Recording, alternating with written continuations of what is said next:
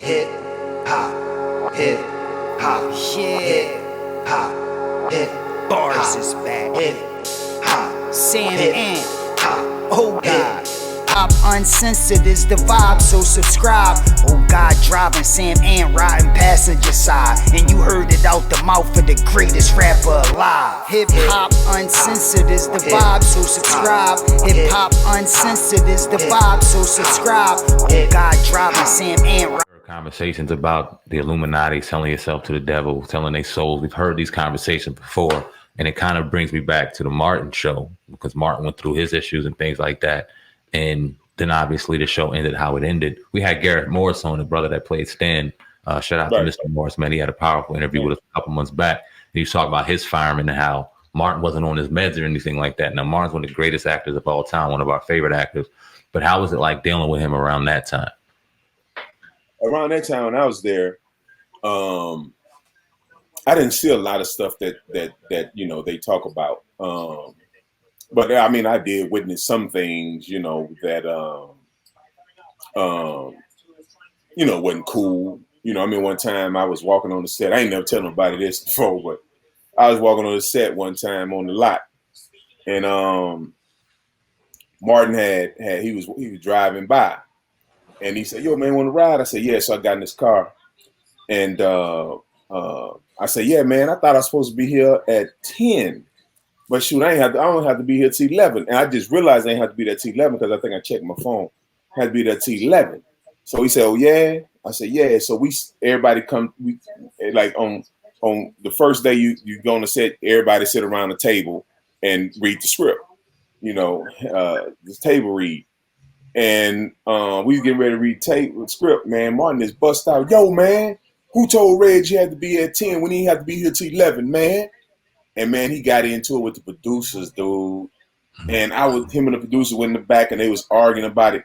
I wasn't telling him that to say that I was mad. Right. I just was telling him that to make conversation. And saying that, man, I got time to chill. Right. But man, he got into it, and man, so Tommy and all of them looking at me, man, I'm like, wow, man, I feel like the jackass with the donkey ears, man. like I was snitching, man. Right.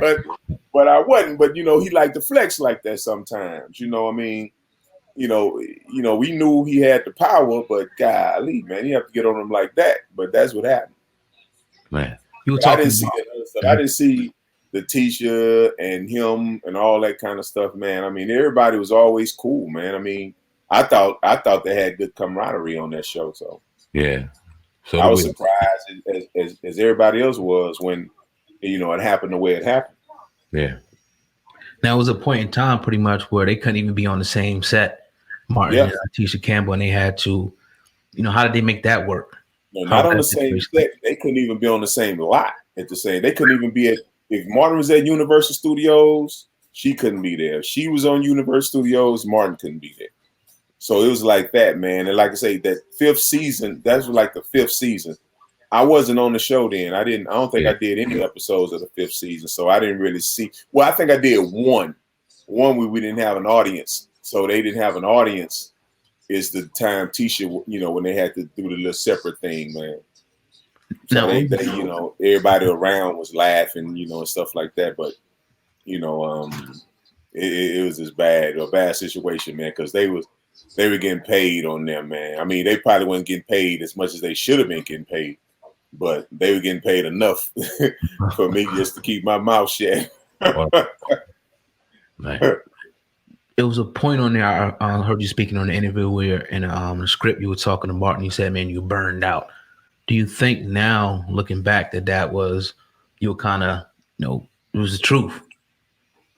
Yeah, man, it really was, man, because, he was running himself to death too, man. He was doing a lot of projects and, man, you start to see the wear and tear in his eyes, man. I'm like, yo, man. And I really looked, I'm like, man, I think it was in the script though. I was like, man, you look beat down. And it came off so well that the producers came up and told me, say, "Hey, man, that was what you told him, man. That was that was deep, man, because he looked beat down." Now, and Yeah, in reunion talks, are you in those talks as well when they were talking about that? What, and about the Martin situation? Yeah. Nah, I wasn't involved in that, man. I was just a recurring character, man. I wasn't regular on the show. You know, I wasn't getting that regular money. I was getting that twos and fews. So how do you feel about that as a character? Because you said that Dragonfly Jones was your favorite Martin character, but you were my favorite character, like outside of the real cast. Like you were just man, as part as they were. Nah, no doubt. Like you earned that shit. That was the funniest fucking episodes I've ever seen was with you. Bro, man, in them Jones, you were getting back with Martin back and forth. But did you ever feel that you weren't compensated properly in that situation? Oh man, I can't say that, man. I mean, the money I was making on that show, man, I ain't making nowhere else. Word, so you know what I'm saying? I probably should have got a lot more because I came in one season, you know, my cousin as my manager. See, she was a very pretty girl, so I say, well, you know, they'll take their mind off of dealing with me and be looking at her, you know, and we end up getting more money too. So, you know, I got back on the show, but at one point I had stopped, man. I said, man, I ain't gonna do it unless I get, you know, but I mean, it was cool, man. I can't complain, man. Everything I got, you know, man, it was a blessing, man. So you know, and to this day, man, I thank Martin, man. You know, thank the creator of all things for bringing me in contact with somebody like Martin because helped my career out a lot. In like 20 years, I seen him about 3-4 years ago. Snoop Dogg invited me and my wife to a party he was having, man, and we went. It was a costume party. And Martin was there, man, and I seen him. You know, I told him, man, how much I appreciated him and all that stuff, man, because of you know, his platform. So that's the last time I've seen him. You know, I haven't seen him since.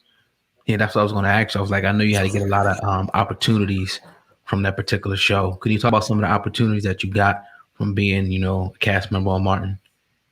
Oh man, I get to do celebrity golf tournaments, man. I get to sometimes, man, I go to places, man, people give me free food. You know, I get a lot of perks, man. And then, you know, sometimes I don't even have to audition for certain projects. Shit. And they put me on, man. So that's the cool thing about it. And you know what I really like about it though, man, it's like, you know, when I die, I left something here so people could remember me by. That's it, man. You know, that's to know that I was here, man, and I contributed, that I made people laugh and have a good time and forget about the problems that they may think they had that day. And that's how I look at it, man. Every time I go on stage, I'll be like, man, this, as a creator, man, just to give me, you know, the talent tonight to make people laugh and forget about the problem that they may think they have tonight. That's it. Menace to Society movie you was in. That's an iconic movie, as we all know. Yep. Became a watch. Can you talk about how it was being on that set? Man, that joint was so cool. I didn't know it was going to be such a big movie as it was, but they had me audition for O-Dog. Oh, you know, shit. I hit it. I ripped it too, man. That theater major, dog, so I ripped it. That'd been crazy. And they like, wow. But I was too old for O-Dog, you know what I'm saying? So he had to give me something, man. So he gave me the part that I did. And, man, it was cool because, you know, I got to work. But I didn't meet Sam Jackson and Candy at the time. But, man, it was so cool. Me and Glenn Plummer did the little scene we did in the beginning. And, man, I had a good time on that show, man. But, you know, worked with the Hughes brothers. You know, I'm surprised they ain't hit me for nothing else, though, man. You know what I'm saying? They probably didn't even know that I was a dude that was in their movie that played bruh, man. Like what I was doing, bro.